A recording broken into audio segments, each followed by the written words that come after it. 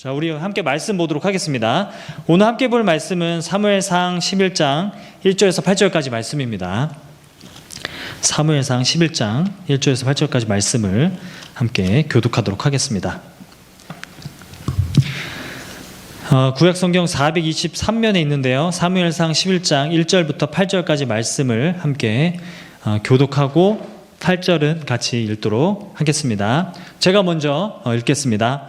암몬 사람 나하스가 올라와서 길르앗 야베스에 맞서 진침해 야베스 모든 사람들이 나하스에게 이르되 우리와 언약하자. 그리하면 우리가 너를 섬기리라 하니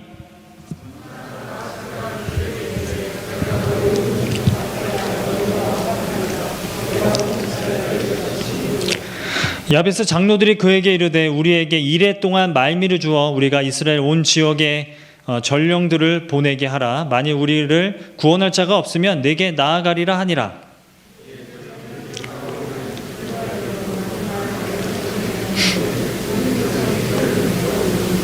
마침 사울이 밭에서 소를 몰고 오다가 이르되 백성이 무슨 일로 우느냐 하니 그들이 야베스 사람의 말을 전하니라.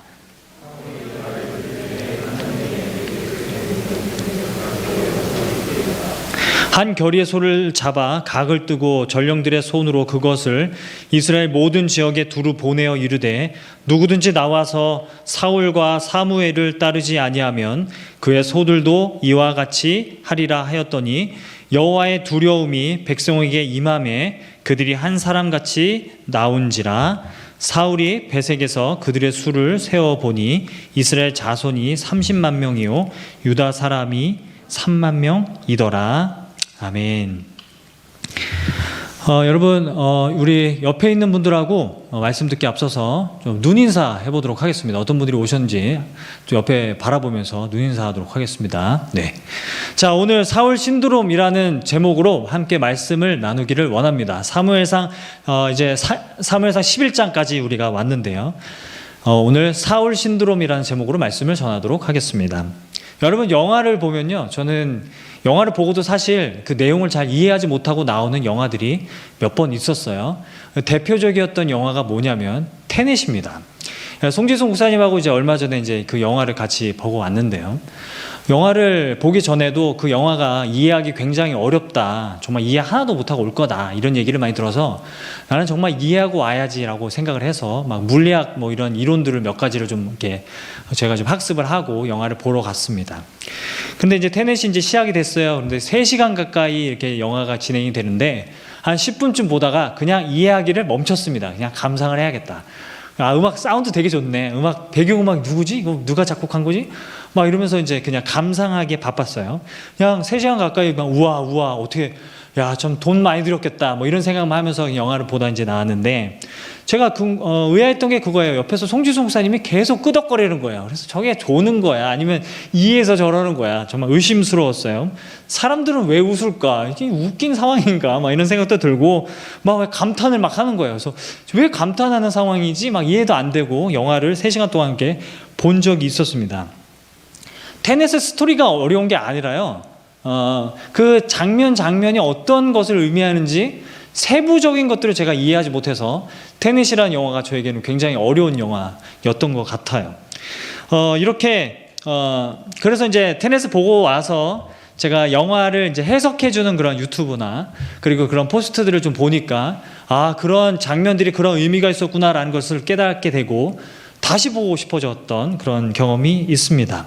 마찬가지입니다. 우리가 사무엘상을 대할 때 사실 이렇게 군데군데 많은 사건들이 나열이 되는데 우리가 사무엘상의 스토리를 이해하는 것은 어렵지 않지만 그 중간중간에 나오는 말들과 그리고 어떤 사건들이 어떤 것을 의미하는지는 우리가 이 사무엘상 전체를 다 읽고 어떤 내용인지를 이해하기 전까지는 세부적인 것들은 우리가 이해하기 참 어려워요. 그런데 여러분, 사무엘상은요 굉장히 문학적인 기법들을 많이 사용해서 기록된 성경이기 때문에 우리는 사무엘상이 주는 군데군데 단서들을 가지고 추리를 하면서 읽어야 하는 게 저는 맞다고 생각을 합니다. 사울도 마찬가지라는 거예요.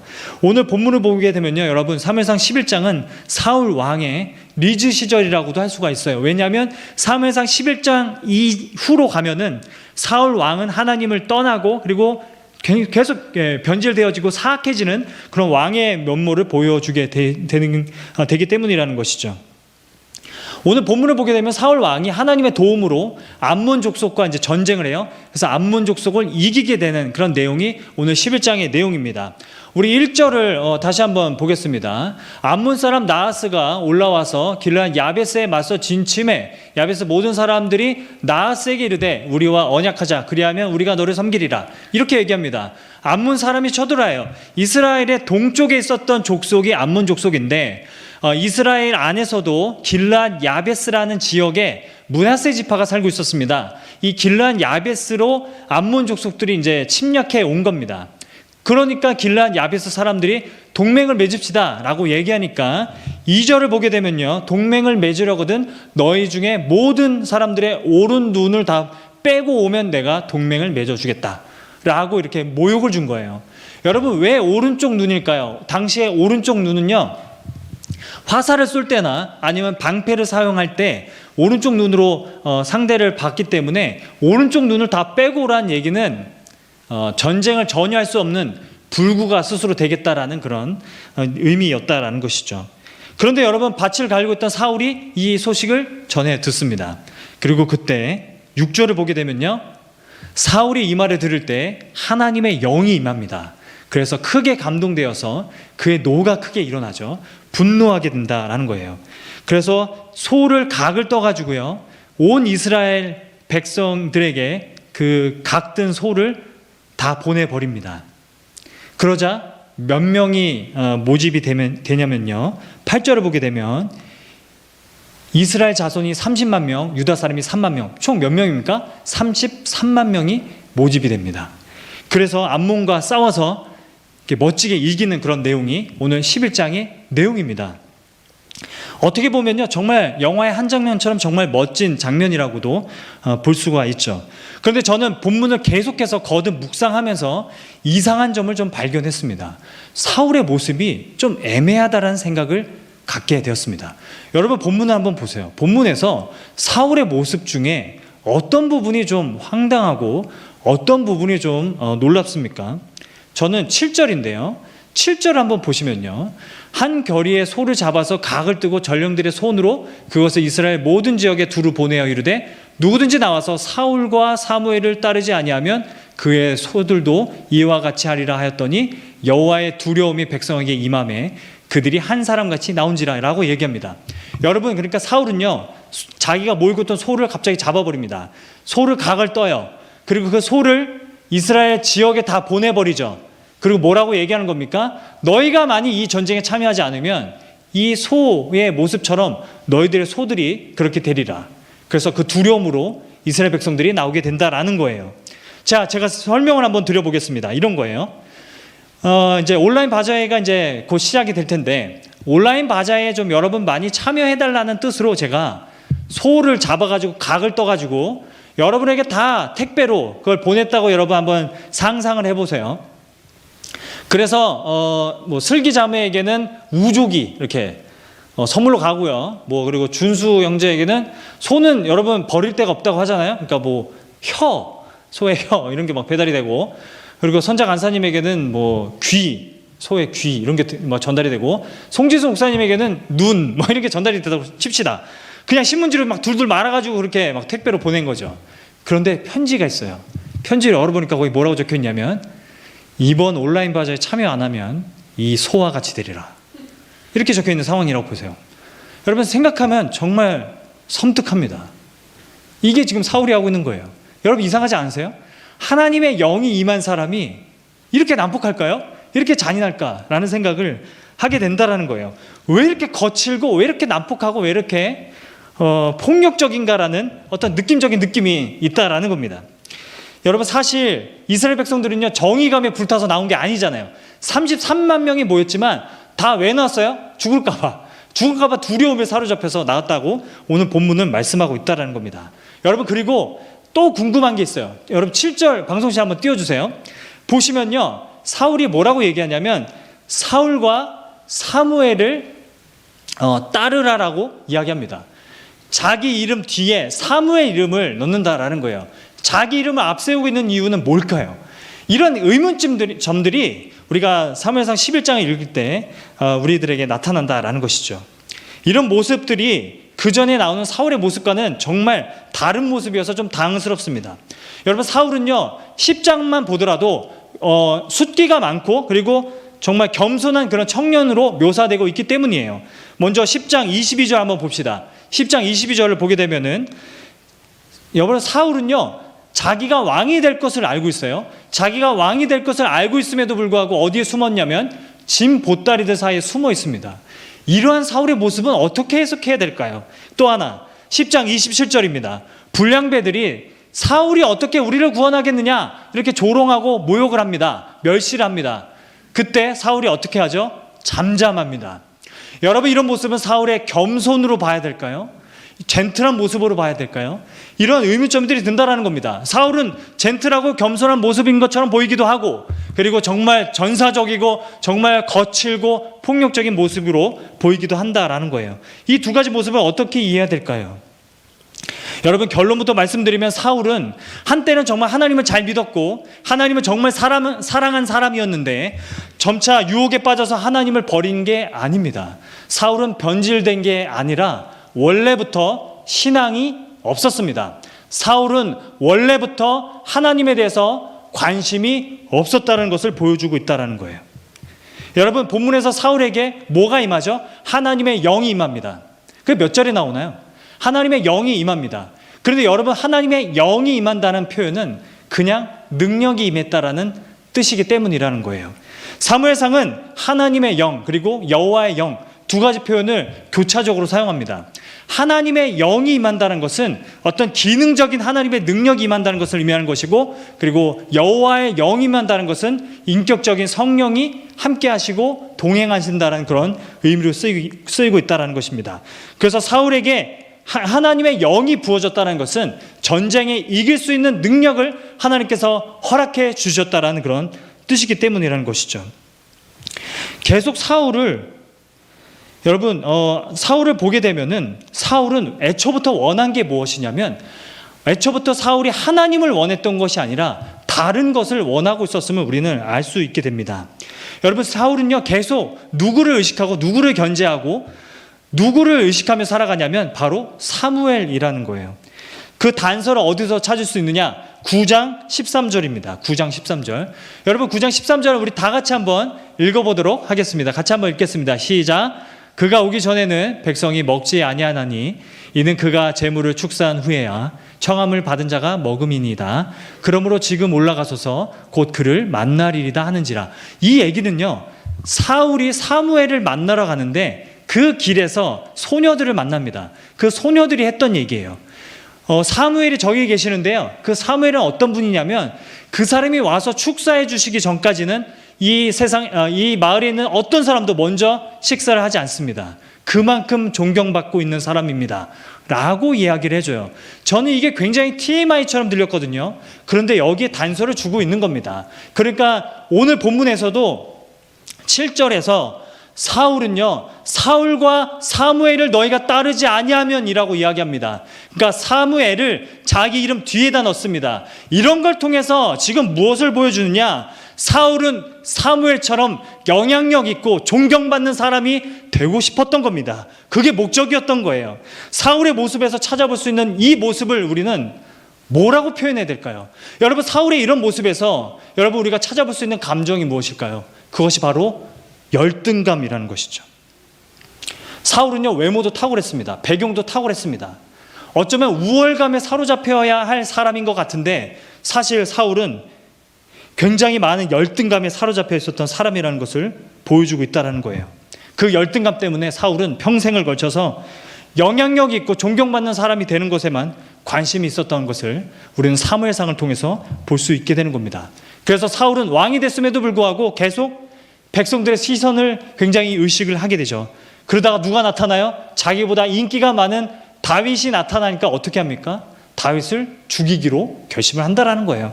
여러분, 사무엘상 18장 7절 말씀을 보면요, 이런 노래들 여인들이 하게 됩니다.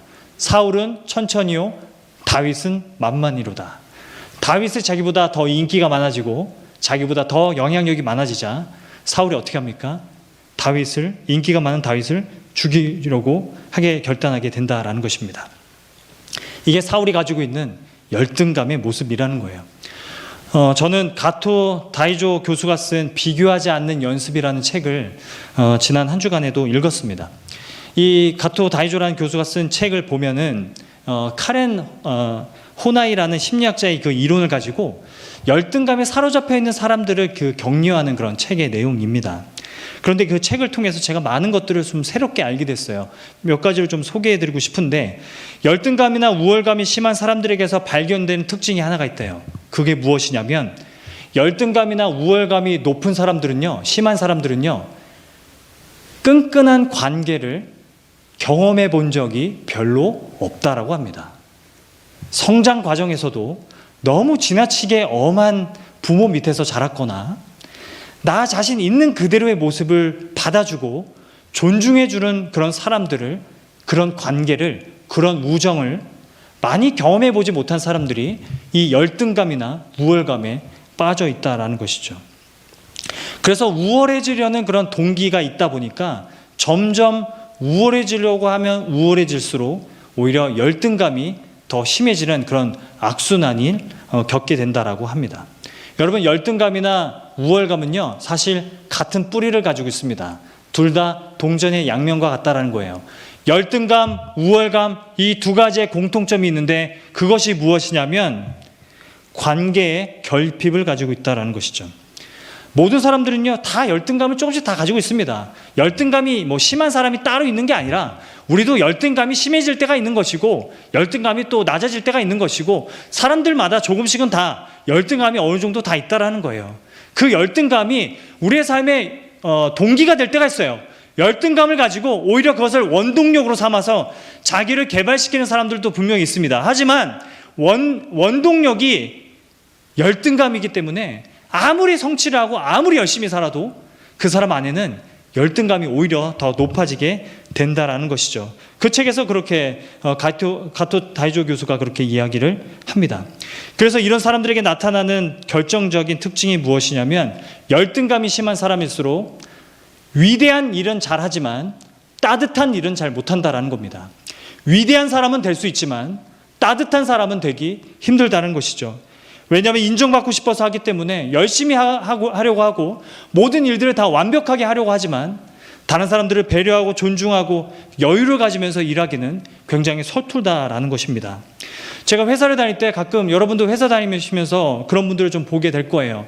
직장 상사 중에는 그런 분들이 있습니다. 일은 정말 꼼꼼히 잘해요. 일은 정말 탁월하게 잘합니다. 그런데 입만 열면 사람들 다 죽여놔요.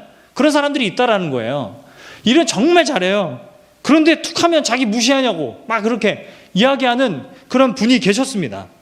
그래서 제가 한번 그분과 함께 이제 일을 하는데 좀 힘든 거예요. 계속 말만 하면 나 무시하는 거냐고 계속 그렇게 얘기하시는 거예요. 제가 한 번은 집에 가시는 길에 제가 태워드리겠다고 그렇게 얘기하니까 지금 내가 운전 못한다고 다 무시하는 거냐고 그렇게 얘기하시는 거예요. 그래서 아니라고 막 얘기를 했어요. 그리고 한 번은 커피 한 잔 사드릴까요? 라고 얘기했더니 저 돈 있어요. 저 무시하는 거예요? 이렇게 얘기하는 거예요. 그래서 속으로 아니라고요 말하고 이렇게 속으로 몇 번이고 그냥 소리를 질렀는지 모르겠습니다. 전화를 안 받으면 왜 전화 안 받았어요?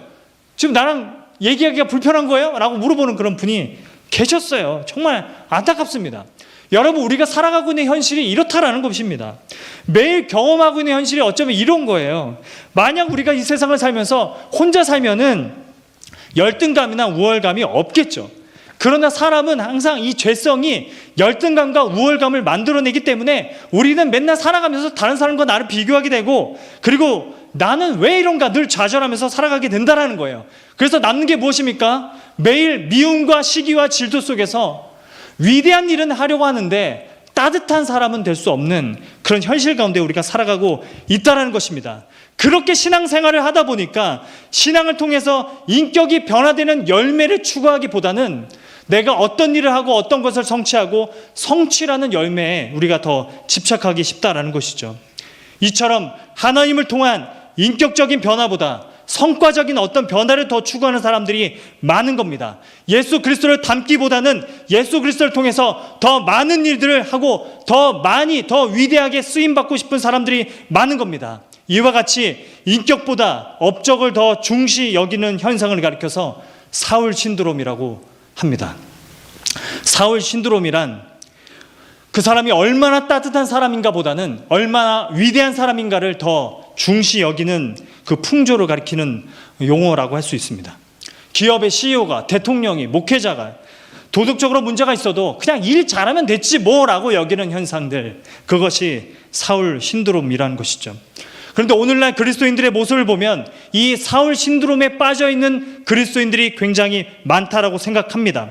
성경은 분명히 신앙을 통해서 우리의 인격이 다듬어지고 우리의 인격의 변화가 일어나야 한다고 이야기합니다. 우리의 인격이 예수 그리스도의 인격을 닮아서 더 온유와 겸손과 사랑으로 변화되어야 한다고 말씀하고 있는데, 그것을 추구하고 그것을 위해서 기도하는 사람들은 그렇게 드물다라는 것이죠. 성경 어디에도 복음으로 더 위대한 일들을, 업적들을 이루라고 말씀하지 않습니다. 오히려 작은 일에도 예수 그리스도 닮은 더 따뜻한 온기를 전하라고 말씀하고 있다는 거예요. 그래서 여러분, 성령의 열매는요, 성취와 성공과 사람들에게 인정받음과 부자됨, 이런 것들이 성령의 열매가 아니라 사랑과 희락과 화평과 오래 참음 같은 관계적인 열매를 말씀하고 있다는 것입니다. 그런데 우리 주변을 보면 신앙생활을 오래 해도 왜 인격의 변화가 없는지 모르겠습니다. 왜 이렇게 비판적인지 모르겠습니다. 왜 이렇게 시기와 질투가 많은지 모르겠습니다. 왜 이렇게 거칠고 폭력적인지 모르겠습니다. 왜 이렇게 다들 감정적인지 모르겠습니다. 왜 이렇게 부정적이게만 하는지 모르겠습니다. 왜 이렇게 일만 열면 다른 사람들을 다 상처 주는지 모르겠습니다. 그런 사람들이 많다라는 거예요.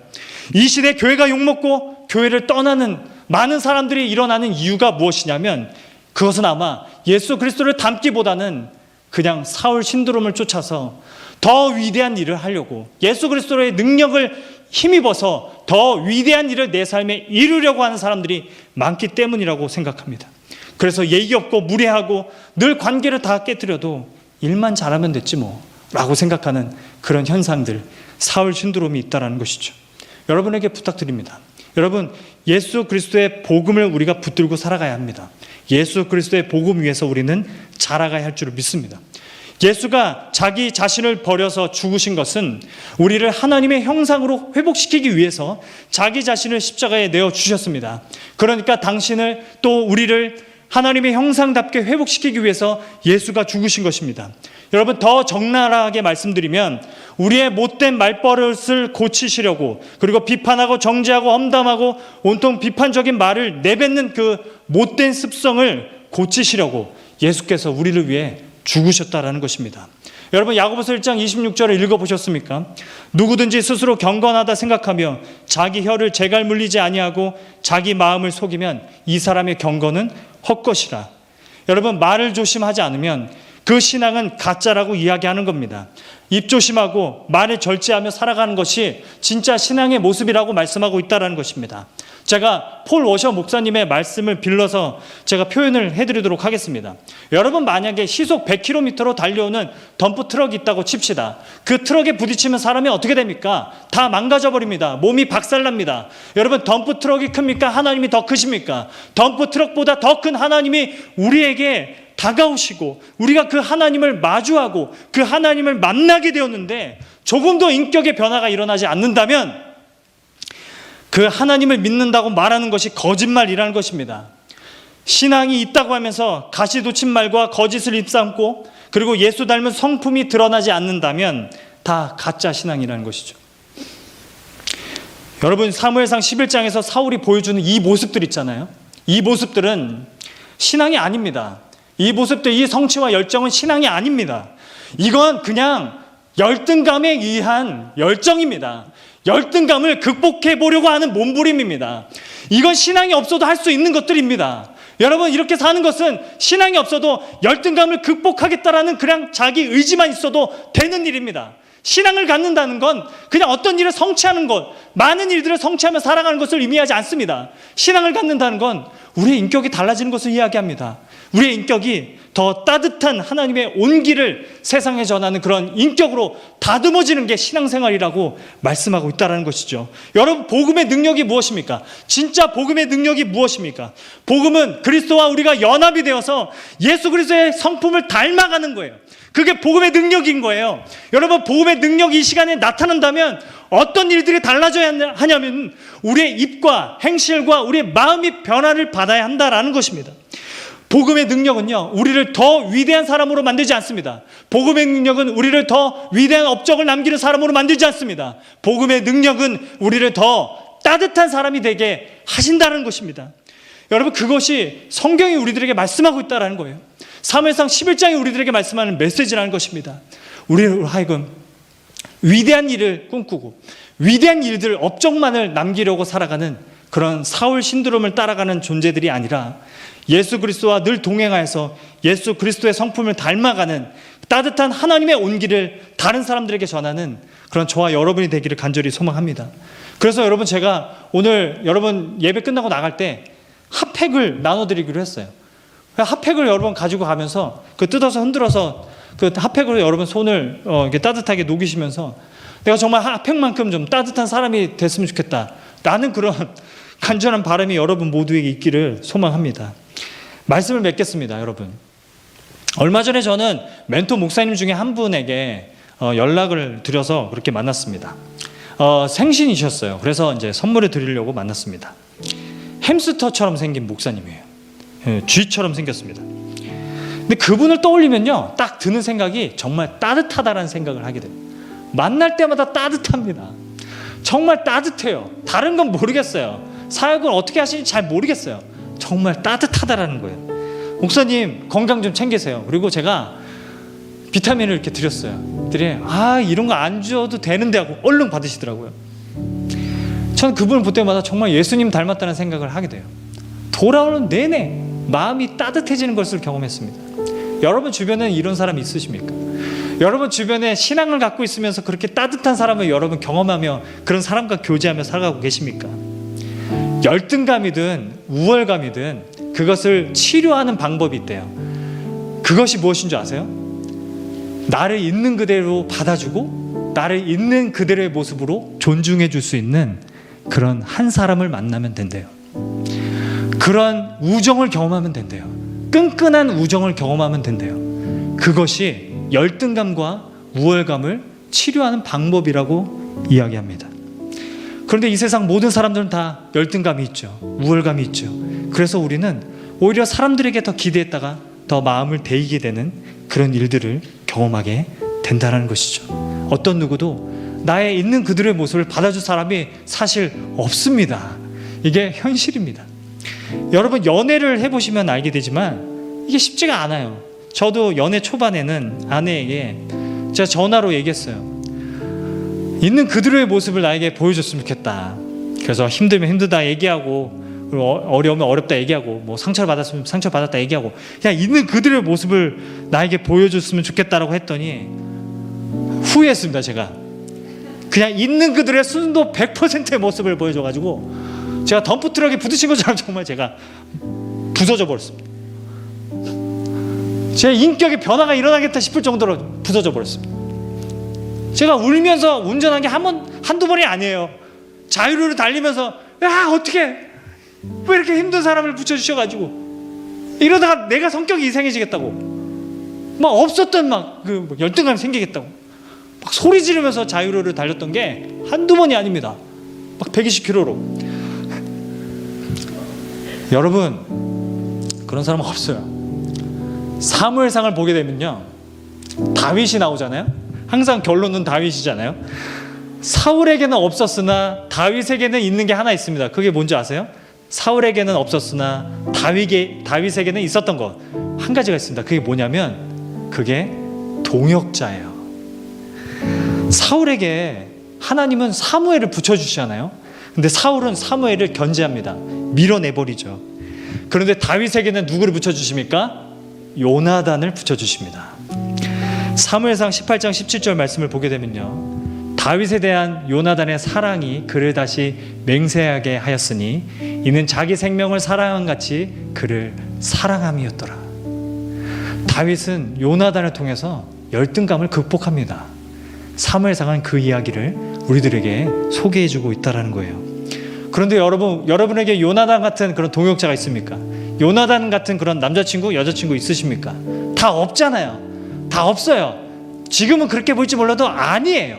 그 사람은 언젠가 여러분을 소리 지르게 만들 겁니다. 다 후회하게 만들 겁니다. 우리에게는 완벽한 동역자가 없습니다. 없습니다. 그러나 복음은 말씀합니다. 하나님이 당신의 아들을 이 땅에 보내주시고 예수 그리스도께서 우리의 친구가 되어주시고 우리의 완벽한 동역자가 되어주셨다. 이것이 복음입니다. 요한복음 15장 15절 말씀 우리 같이 한번 읽어보도록 하겠습니다. 함께 읽겠습니다. 시작. 이제부터는 너희를 종이라 하지 아니하리니 종은 주인이 하는 것을 알지 못함이라 너희를 친구라 하였노니 내가 내 아버지께 들은 것을 다 너희에게 알게 하였습니다. 그래서 예수 그리스도와 함께 동행함으로 모든 열등감에서 벗어나 담대하게, 모든 우월감에서 벗어나 겸손하게, 담대하게, 겸손하게 살아가심으로 우리의 모든 열등감에서 벗어나서 하나님의 따뜻한 온기를 세상에 전하는 저와 여러분이 되기를 주님의 이름으로 축복합니다. 하나님이 이 일을 하십니다. 우리에게 이 일을 하기를 원하십니다. 우리의 마음을 따뜻하게 하시고 우리의 인격을 따뜻하게 변화시키시고 우리로 하여금 이 차갑고 차가운 세상 가운데 하나님의 온기를 전하게 하십니다. 이것이 하나님의 일인 줄을 믿습니다. 저와 여러분이 정말 어렵고 힘들었던 2020년 한 해 이제 얼마 남지 않았잖아요. 11월, 12월 얼마 남지 않았습니다.